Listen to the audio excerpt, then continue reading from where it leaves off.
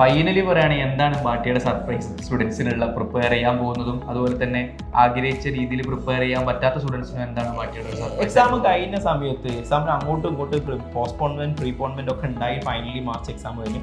Exam കഴിഞ്ഞ സമയത്ത് സാധാരണ ആഷിക്കിന് ഐശ്വര്യക്ക് കോൾ ഇട്ട് എനിക്ക് തന്നെ ഒരുപാട് കോൾ വന്നതാണ്. അവരെ ചിലപ്പോൾ ഒരു വർഷം പ്രിപ്പയർ ചെയ്ത ആളുകൾക്ക് ആ സമയത്ത് എക്സാം പ്രോപ്പർലി എഴുതാൻ പറ്റിയിട്ടില്ല. അവർക്ക് ചിലപ്പോൾ റെക്കോർഡർ സെക്ഷനോ ഒരു കൺസൈസ് ആയിട്ടുള്ള ചെറിയ പാക്കേജുകളൊക്കെ എടുത്ത് മുന്നോട്ട് പോകാൻ പറ്റിയൊരു ടൈമിംഗ് ആണ്. അത് നന്നായിട്ട് യൂട്ടിലൈസ് ചെയ്യുക. അതാണ് നമ്മൾ മനസ്സിലാക്കേണ്ടത്. എക്സാം പാറ്റേൺ മാറിയിട്ടുണ്ട്. വളരെ എന്താ പറയുക, മാറ്റേണ്ട സമയമായിട്ടുണ്ട്. സ്റ്റൈൽ ഓഫ് പ്രിപ്പറേഷനും സ്റ്റൈൽ ഓഫ് ടീച്ചിങ്ങും മാറേണ്ടതുണ്ട് എന്നുള്ളതാണ്. ബാട്ടിയ 2-3 years ആയിട്ട് ഇതിനെ തന്നെ ഇരിക്കുന്നുണ്ട്.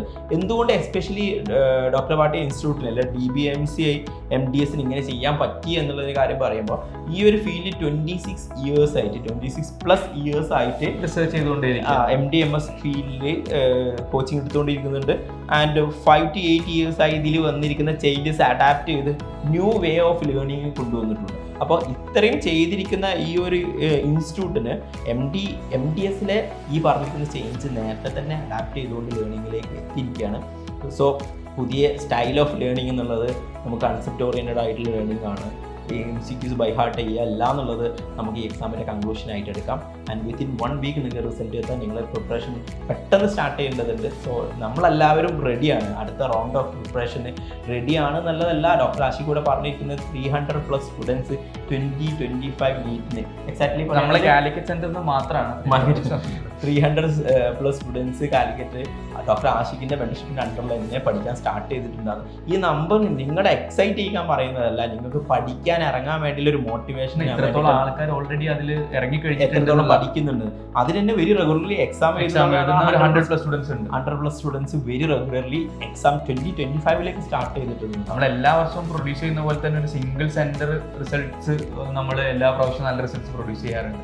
അപ്പോൾ അതും നമ്മൾ ഇത്തവണ എക്സ്പെക്ട് ചെയ്യുന്നുണ്ട് എന്നുള്ളത് തന്നെയാണ്. സോ വിത്തിൻ നെക്സ്റ്റ് വീഡിയോ നമ്മൾ അടിപൊളി റിസൾട്ട് ആയിട്ട് നിങ്ങളുടെ മുന്നിലേക്ക് വരുന്നതാണ്. അപ്പോൾ നിങ്ങളുടെ പ്രിപ്പറേഷൻസ് ഒക്കെ വളരെ ഷാർപ്പൻ ചെയ്ത് കൊടുക്കുക. 2025 ആണ് പ്രിപ്പറേഷൻ എങ്കിൽ നമ്മുടെ അടുത്ത് എല്ലാ അതിൻ്റെ ഫെസിലിറ്റീസും അവൈലബിൾ ആണ്. Including 24 hours reading room, hostels, നമ്മളെ മെൻറ്റർഷിപ്പ് അവൈലബിൾ ആണ്. നമ്മളെ മോർണിംഗിലുള്ള മെൻറ്റർഷിപ്പ്, അതുപോലെ തന്നെ എല്ലാ മാസവും നമ്മൾ നടത്തുന്ന അക്കാഡമിക് മീറ്റിംഗ്സ്. അപ്പോൾ മോസ്റ്റ്ലി ഇപ്പം പഠിക്കുന്ന ആളുകൾ ബുദ്ധിമുട്ട് പെടുന്ന കാര്യം അവരുടെ ഷെഡ്യൂളിങ് പ്രോപ്പർലി ചെയ്യാനും പഠിക്കുന്ന കാര്യങ്ങൾ അസൈൻ ചെയ്തു പോകാനും എക്സാം സീരീസ് ഓഫ് എക്സാം നമ്മൾ പ്രീവിയസ്ലി എഴുതിയ എക്സാം എഴുതിയ കുട്ടികളോട് ചോദിച്ചു നോക്കുന്നത് പറഞ്ഞാൽ നമുക്ക് ഏറ്റവും കൂടുതൽ റേറ്റിംഗ് കിട്ടുന്ന ഒരു കാര്യമാണ് സീരീസ് ഓഫ് എക്സാം. അതായത് നമ്മളിപ്പം ഒരു 5 to 6 സബ്ജക്ട്സ് ഒക്കെ പഠിച്ച് കഴിയുന്ന സമയത്ത് പ്രീവിയസ് ആയിട്ടുള്ള സബ്ജക്റ്റ് നോക്കാൻ നമ്മൾ റഷ് കാരണം വിട്ടുപോകാറൊക്കെ ഉണ്ട്. സോ അത് വിട്ടുപോകാത്ത രൂപത്തിൽ തന്നെ നമ്മൾ തന്നെ 1-2 സബ്ജക്റ്റിൻ്റെ റിവിഷൻസ് കൊടുക്കും. 2-3 കഴിഞ്ഞതിന് ശേഷം വീണ്ടും കഴിഞ്ഞിരിക്കുന്ന 6 സബ്ജക്റ്റിൻ്റെ ഒരുമിച്ച് കമ്പൈൻ ചെയ്ത് ഒരു മിനി മോഡൽ ഓഫ് എക്സാം കുറേ ആയിട്ട് ആ പാറ്റേണിൽ തന്നെ നമ്മൾ സ്റ്റുഡൻസിനെ ട്രെയിൻ ചെയ്തുകൊണ്ടിരിക്കുന്നതുകൊണ്ട് നമുക്ക് വളരെ ആക്റ്റീവ്ലി എന്ത് ചെയ്യാൻ വേണ്ടി പറ്റുന്നുണ്ട്, റിവൈസ് ചെയ്ത് എത്തിക്കാൻ പറ്റിയതാണ്. സോ ഒരു ബെറ്റർ റിസൾട്ട് റിസൾട്ടിൻ്റെ സമയത്ത് നിങ്ങളെ മുന്നിലേക്ക് നമ്മൾ എത്തുന്നതാണ്. ഇതുവരേക്കും